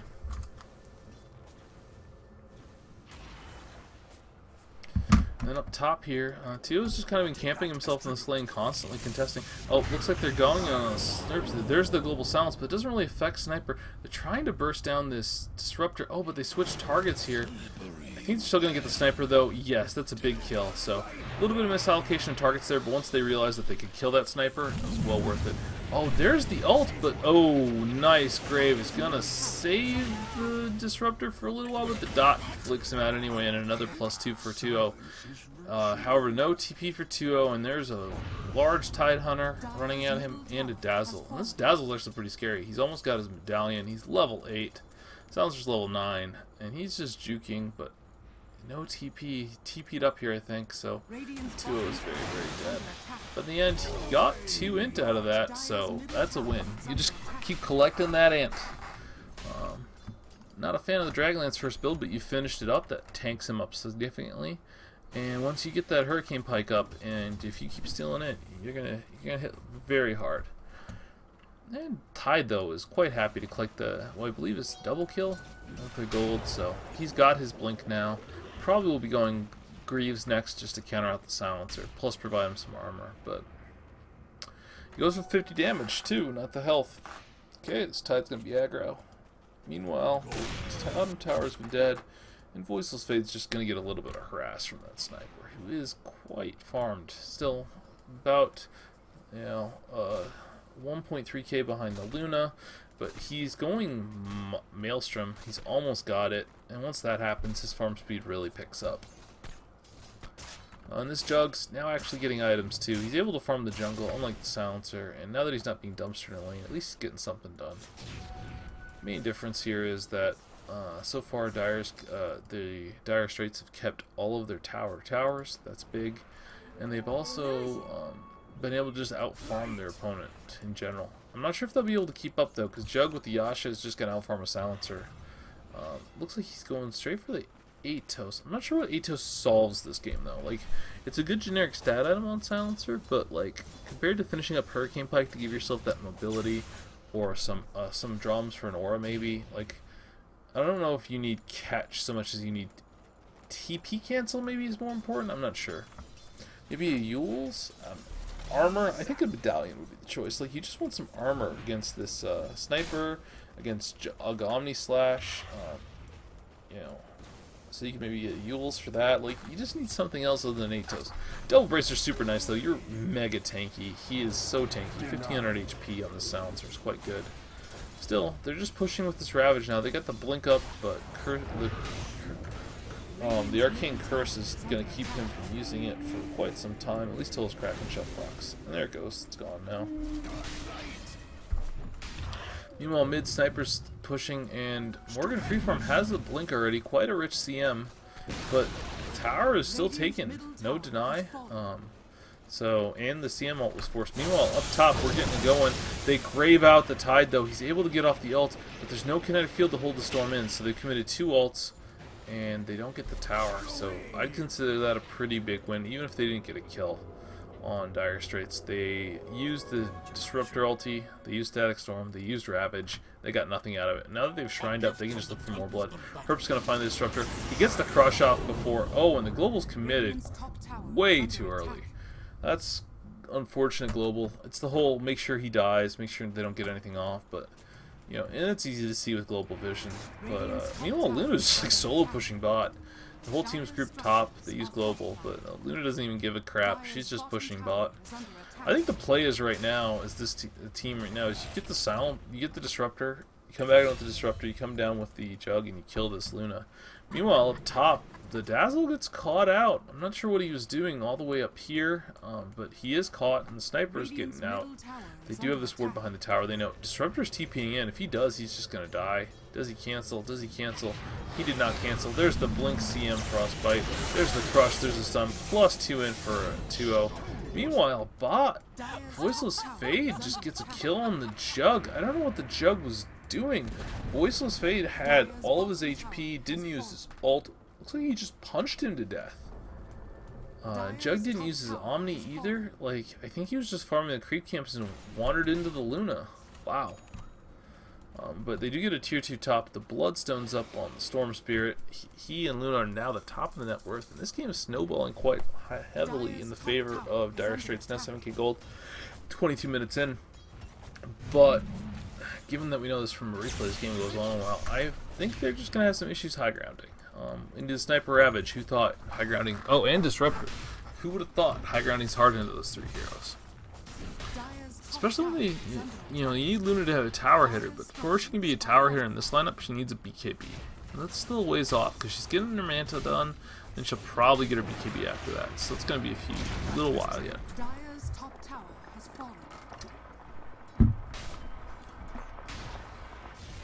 Let's see, Jug has got his level 2 Omni Slash, going straight Manta. We'll have that in a few CS.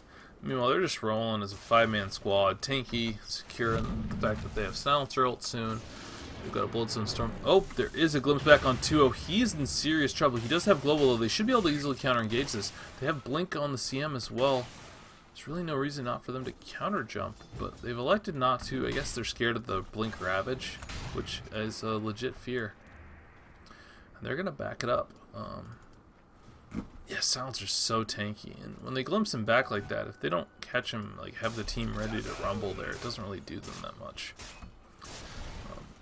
Jug does have his Manta now, he's looking to get a Blink, but again, the lack of these small items really, you know, just a Quell would speed up his farm so much. I don't think Blink's the answer. I think they need more damage or lockdown, so you gotta either just get a Basher or Maelstrom yourself or Diffusal just to kite out the Storm a little bit maybe. Sniper's doing quite well though, keeping up with the Storm, despite the fact that they've lost, you know, quite a few towers. So there's a lot of tower gold in the Storm's pockets, except for one tier 1. They lost 2 tier 2s and all their tier 1s, obviously. So Sniper, if he had all that tower gold in his pocket, would be ahead, winning the mid matchup. Still, Dire's got Bloodstone, still just got the basic 12 charges. It'd be big if he could start getting some more charges and kills, but you know, his team, he doesn't really have enough damage himself. Oh, Tide blinks aggressively. Oh, gets fogged out. Voiceless Fade's unable to get the loose beam off, and there's just no catch for that. You don't really want to zip in on a Tide. Like, that's just not an initiation that's going to go your way. Not one bit. So, I'm curious to what... Yep, okay, they go for a smoke play. Storm isn't smoked, but that's fine. He can zip anywhere. He can just farm creeps and do that. He's going for his Orchid, at which point he just is going to go on the Disruptor every time and kill them, I guess. Oh, there's the Blink. Oh, he gets off the Ravage right before death, though, and that stuns them all up. Do they get the... Oh, man, Disruptor hesitated. He had, if he followed up on the Ravage right away, he had a 4-man Disruptor ult. And this ends up being a disaster. So they lost their Tide, they committed their Ravage to lose the fight and kill no one.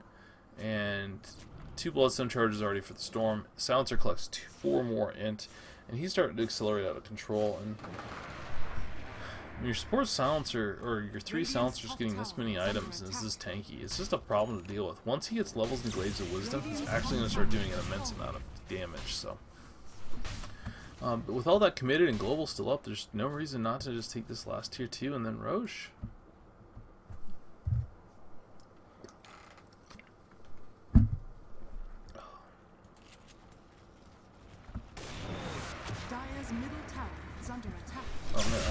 big up. Man, no wonder. Okay. Oh, and zip in. They get the disruptor. He gets off the ult grave to save him, but no ability to counter the global. And Dire will just zips in and just murders him. CM's pretty deep though. Looks like she's gonna pay with that for her life. The sniper's damage. Luna's also could be in trouble here. Jug's running forward. They've got a blink. They have Gush. They should be able to hit Luna with it. There's the assassinate out. She's almost dead. If they have a Gush out, why no Gush? I don't think he was in range. He was in range. Man, a blink Gush would have done the trick between the slow, the armor, and allowed Jug to catch up. Still, a 2-for-1 plus a tier 2 tower is not the worst. They did commit global for it though, so there's going to be the window where they have Ravage, and they can take a fight without the global up. Meanwhile, Sniper continues to accelerate. He's got the Hurricane back up now, so it's some mobility, some methods to get away from Storm. And he's still keeping up in farm with his Storm Spirit, which, given the amount of map control, I feel like Radiant can express themselves in. That's not ideal.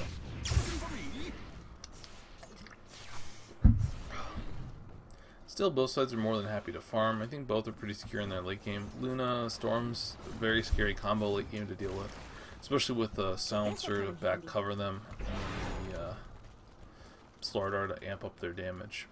But, you know, Jug Sniper, Ravage, double Ravage is no joke either. And the mech's going to be finished. Soon Greaves are going to be out, and that can really help the Titan Hunter get off better Ravages in situations. So, meanwhile, we're having a bit of a boring farm fest right now. Jug's just farming away, working on his blink. Dazzle's got his medallion and his urn up. Looks like we're going to have mech on the disruptor. And Tide's also building a mech. So that's just not great.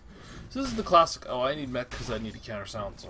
Well, I need Greaves to counter Silencer. We'll both build it. Well, one of you just gets a Lotus Orb. That's just what happens. I personally think you want the mech on the Tide. He's better able in position to be amongst your team and kind of just heal everyone up aggressively. But you can make the case for either. But duplicating, when you're behind like this, duplicating on a 2k gold item on your 3 and your 4 is pretty rough.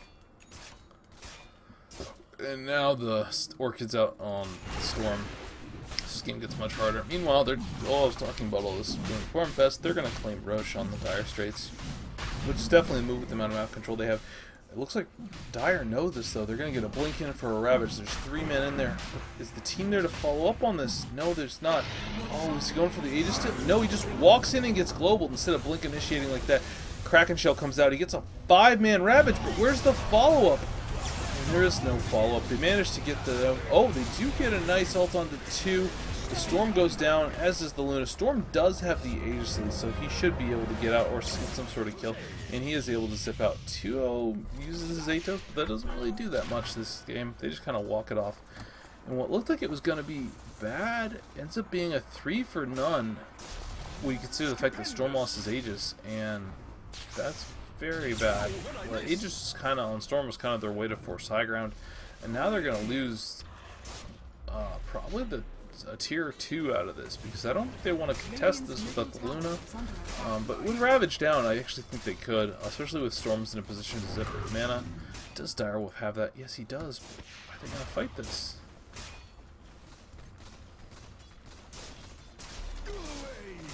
Cypress gets your Mjolnir, and they're just being very gun-shy. They don't want to fight 4v5, but they know the Tide's not there. And even if the Tide could magically somehow be there, he's not going to have his Ravage. Mech's now done on Disruptor, and Mech's now done on Tide, so double Mech is officially a go, people. Mora's getting some vision down for Roche Pit next time. He's working on his Solar Crest. Witness has his blinks, now working on the Diffusal. So overall, I don't see any huge key items that they're duplicating up on the mech. They don't have a Lotus and the Disruptor. Maybe a Glimmer Cape to get a... Okay. Glimmer Cape's done. It looks like he's queued up a pipe. And it looks like they might have recognized the issue. Yeah, it looks like they recognized the issue and he stops. He's going to have casual buckler plus the headdress, put the headdress into a pipe. It's the best decision. Oh, the poor Dazzle. Moore gets jumped on, gets Orchided up, gets Blink crushed, and he is dead. Just feeding the Storm another bit of Bloodstone charges. He's now up to 16, his Orchid's done, and he's working on his BKB to deal with the Ravage. So, and then once he has a BKB, they really can't kill him unless he doesn't get off his BKB in the time it takes for them to burst him. Oh, and they catch out the Jug, force out the spin and the Manta. Oh, but Direwolf's gonna pick him off, and the... Oh, wow. The Disruptor gets caught too far forward and gets picked off. Now that's 3 dead. They still have Global. There's no Ravage. Okay, Ravage just came off cooldown. Greaves are up to counter out the Global as well. So, the Sniper's just doing so much damage with these stuff. They blink on him, but they miss the stun. He's able to get away. There's the blink Ravage. Where's the follow-up? I don't see it. The Shrine up on the Sniper. Oh, Direwolf's so deep with no mana. There's the Global, but I don't think it matters. I think Direwolf's just dead. Yes, he gets blown up. Doesn't get successful 9. This is 7 straight going to the Sniper. Since we're going high ground, but if you lost the Aegis, can be disastrous. And they, yes, another kill goes the way of... Nope, it's not Sniper. It's actually the Tide Hunter. And now this Sniper's getting real scary. He's got Hurricane Pike Mjolnir. It's going to just keep progressing in items. Make it very hard to high ground. And all those extra kills, Bloodstone charges, are now gone. So Dire was kind of back to square one. Still pretty strong Storm. But Luna just had no HP by the end of that. Like, I think she was Mask of Madness and Sniper just started hitting her. And she just got shredded. Just a tough high ground to go into in general, and especially when you don't get picks. And they did get the picks, but then Sniper was allowed to just kind of sit there without being pressured. A good 4-staff away from him got him away from Herpes after the Blink Crush, and at that point Storm didn't have enough mana to keep chasing him. Alright, so... Oh no, there's another pause. Oh man. Okay. Pause time. So, let us speed this up a bit.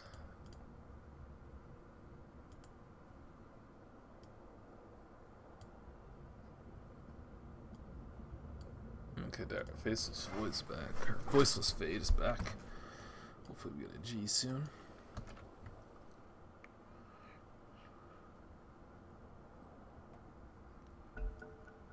And we get a go call. So, this game's now slowly turning around here. The fight they were able to take off the Ravage before, they're kind of getting things a little more coordinated. The fight off the Ravage where they got 3 for none, Sniper was allowed to just do his damage, and Ravage got off on 5 heroes. This other Ravage got off on 4, and again Sniper's on the list. Oh, this Jug though is going to go down. Isn't he? They're going to kill this Jug, right? Oh no, he blinks away! Oh my goodness. Storm Spirit just lets himself get fogged and the Jug just doesn't die. It's like he goes in with the Vortex, but it's a 2.5 seconds and they're starting able to time it out. I think they're committing both the Vortex and the Crush at the same time because he seems to be getting off these Manta and then Spin and then Vortex off cooldown. So honestly, I think he just isn't, like the Blink Crush comes in and then he's not getting off the Vortex. So Orchid straight up away for the damage. Vortex. Oh, this Disruptor is very, very dead. He tries to glimpse them away, but all it does is move the Luna back to where he wanted to be anyway, farming the lane after you're dead. So it looks like they're going to group up and push this 5 again, but with no Aegis into a Tide Hunter. I guess they have picked off the Disruptor, maybe force a buyback on him, but this is just a tough one to go into, especially with no BKB on Storm. You do have a BKB on Luna though, so that makes it a little easier. She uses her Manta right away, and is going to eat some damage on her HP. Quite a lot actually from this tower. Shrapnel comes down, still eating a lot of damage in the tower. There's the Global Silence. Sniper's gets gone upon. Just 4-staffs himself away though. There's no Electric Vortex to disable him. By the time that happens, Douse has gotten the Shallow Grave up. There's a Weave out on him. And it looks like the Silencer is gonna go, the Sniper is gonna go down, but this allows him to get a Ravage off. And now Luna goes in, uses her teamfight ult, but it's just not enough. Voiceless Fade's going man-to-man with this Jug, and this Jug's gonna die. But he's eating these tier 4 towers this whole time. He's weaved up. He is being shredded. He desperately needs to get out of there. Oh, and the Tide could just gush him and kill him. Oh, wow. Tide Hunter buys back to the game. That's not... Oh, I guess it's the only way to save Rax. Otherwise, they could just siege with the Luna. And with Tide coming back, I guess they have to back, right? Yeah, like, they're all so low. And if you look at this situation with the Dire, so this Crystal Main's gone for this straight Axe Rush. They the CM has that. Slardar just has Blink Medallion, and Silencer has Atos Force Staff, now Hurricane Pike soon. So they don't actually have any sustain items. So if they had an Urn there, that's an easy Rex. Yeah, Tide buys back, but you earn up the Luna, she's fine. She just hits the tower, you just keep earning her, she's 100% fine. If they had a mech on somebody, they could just heal up the Luna, not long enough to just finish off this tower. Instead, they dive in, don't get the Vortex off on the Sniper. Because they don't get the Vortex off on the Sniper, he's able to force staff himself away, which gives them all time to react, what otherwise was a really good jump on that Sniper. So, they're just not getting...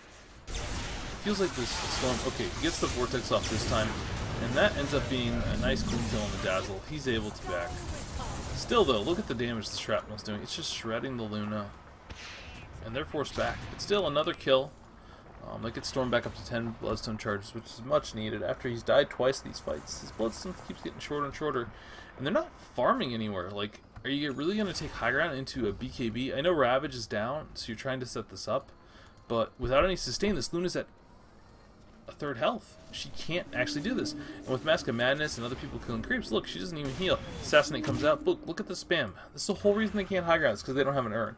If they have an Urn or a mech and a mech, ideally, you can sit here and just heal up. They have 29 kills. If they had an Urn on this Slardar or this Silencer, you could easily be in a situation. Yeah, and look, Voiceless Fade's like, hey, I can't go high ground now. HP too low. And that's the danger of the Sniper. Now Ravage is off cooldown in 5 seconds. It's off cooldown now. So your window is just gone.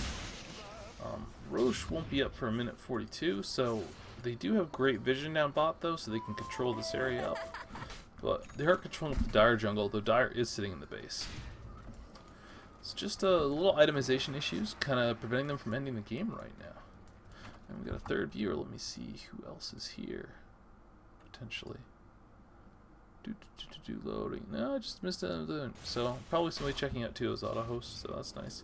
Yeah, but they're just trying to siege them, but they're not really farming all the lanes, and they're kind of leaving themselves vulnerable to pickoffs. I think you just got to establish vision control of the entire Dire half of the map and farm. Now Luna's farming on our own top.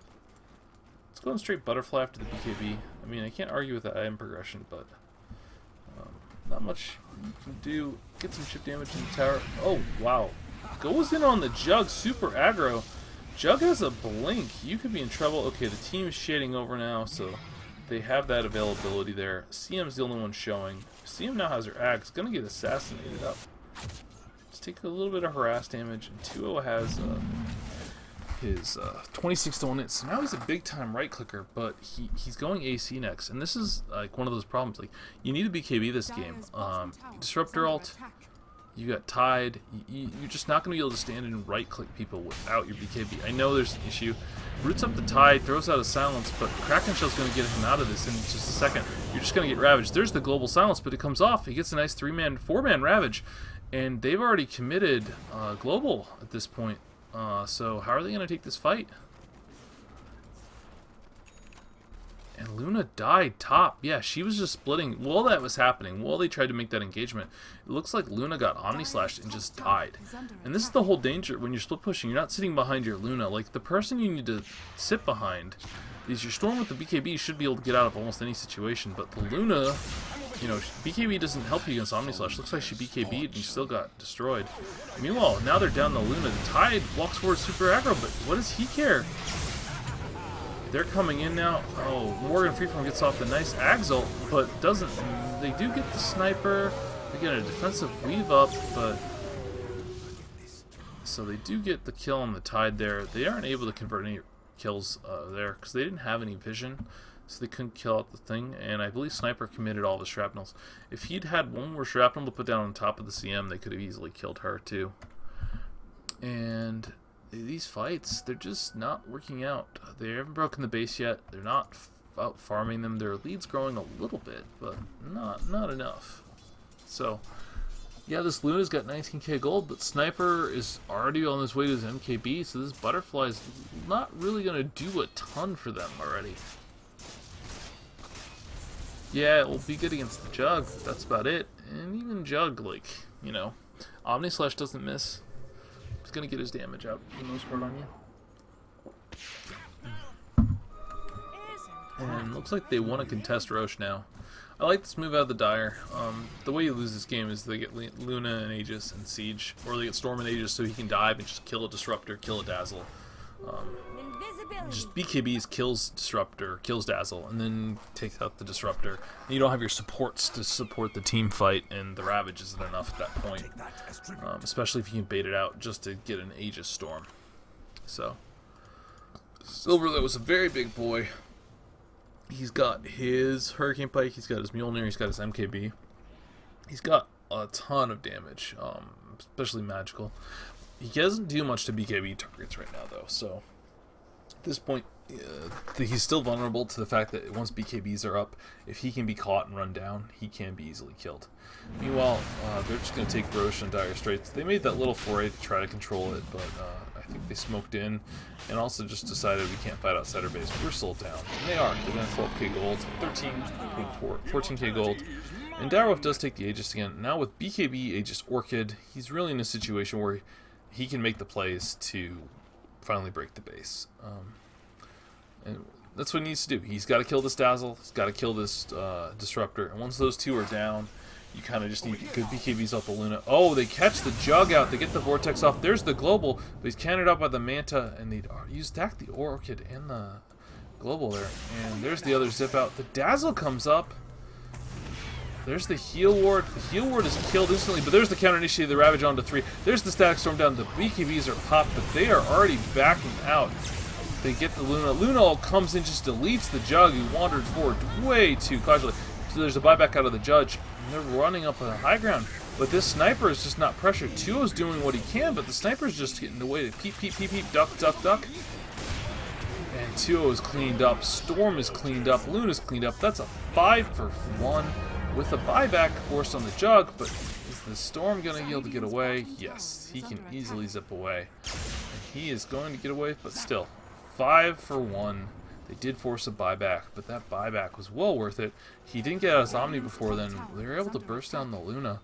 And that just shows the danger. So they stacked the Orchids. By stacking the Orchid in the Global, he was able to get the spin off instantly. Not only that, like, that's not the target you want to get. If you're going to get him, you have to get him with the Crush, then the Vortex. You got to chain it perfectly. And I think they crushed in between there, because he zipped in, Vortexed him, Orchided him up, and started punching him for the damage. Then Global came out, and he just manted stunned, and I don't think they got a Crush off on him. At the very least, it didn't appear to be. And if they did, it didn't provide enough disable for them to burst him. But I feel like a good Vortex into Crush, if they properly chain the stuns, will take him out. Especially with an Amp, Corrosive Haze, and a Solar Crest on it. But the coordination on these abilities isn't quite perfect yet. Still, Ravage is down, so this is a really ambitious fight. I think they're just wanting to take advantage of the fact that there's a buyback. They want to force the Luna to buy back, but by not buying back, they choose to. She doesn't have it, so there's not much they can do. Oh, they catch the Sniper with the Blink Crush. There we go. There's the Amp. Solar Crest isn't used on him, though, but there's the Grave coming out, and a BKB's forced out of him because he doesn't want to get gone on. And what looked like it should have been a clear kill, they weren't able to get it, and I think it came down to that Solar Crest, but it's also tough. Like, your Dazzle's sitting behind. If he gets a Grave off in that situation, it's tough to do. And now they're just going to take Shrines. I think they can still fight this, though. Ravage is down for 15. They should know Ravage is coming up.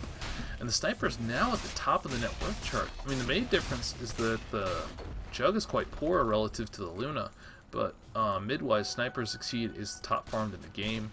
He's working on his BKB. I don't know about a BKB this game. I don't think the BKB does enough for him. Like, he's not getting close enough to Luna. Oh, there's a Blink Crush on Herps. Oh, he misses it on the Tide. They're going in, but they're going uphill into the Sniper with Ravage. There's the Global Silence out. The Ravage is slow. They do pick off the Sniper, but the Omni Slash coming out? No, the Omni Slash doesn't come out. He chooses to spin instead. It's just getting shredded by the physical damage of Corrosive Haze, and Sniper does buy back, as does the Dazzle, but still, that's 2 buybacks. Ravage was expended, and Juggernaut didn't get off any of his abilities. Like, his Heal Ward's on cooldown, Omni Slash is off cooldown, like, he just kind of spun because, oh, I'm getting gone on, and just dies. Because this Luna with the Butterfly Mask of Madness just shreds him if it's a physical man mode match. You got to get off that Omni in that situation. And this should easily be a laner axe, though. Sniper is good at stalling. He's got 2 shrapnels up, but he's not that good. Oh, there's the Blink Crush. There's the Amp. Did they get the medallion on him? Yeah, they get the medallion on him. And that's going to be a dieback on the Sniper. Yep, that's a dieback. They could probably end now. Oh yeah, they definitely could end. Look at these. Look at the towers just die. Are they going to end the game? Yeah, they're going to end the game. There's the Blink Crush. There's the Blink. Yeah, I think this is the end of the game. For some reason I thought this game went longer, but they've killed the 2. There's just the tied up. Jug's going to be up soon, and Goot game is called. So for some reason I thought it was a longer game. The hour 10-minute speed the amount of record time. So yeah, it just shows you what happens with the Luna lineup and a good catch.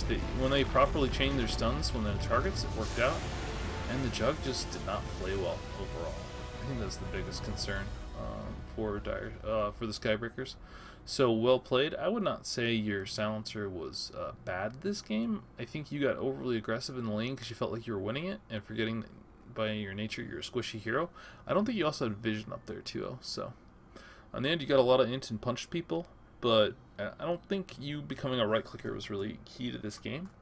I think you needed to go more utility items, like a Hex, Shadow Blade, Solar Crest, yourself, drums, Vlads. There's all sorts of things I think you could have gotten, but yeah, it worked out. You guys won the game pretty handily, and that's it for this replay cast. I'm gonna stop it here, and I will probably be streaming a little bit later in about an hour and doing a cast with Flub.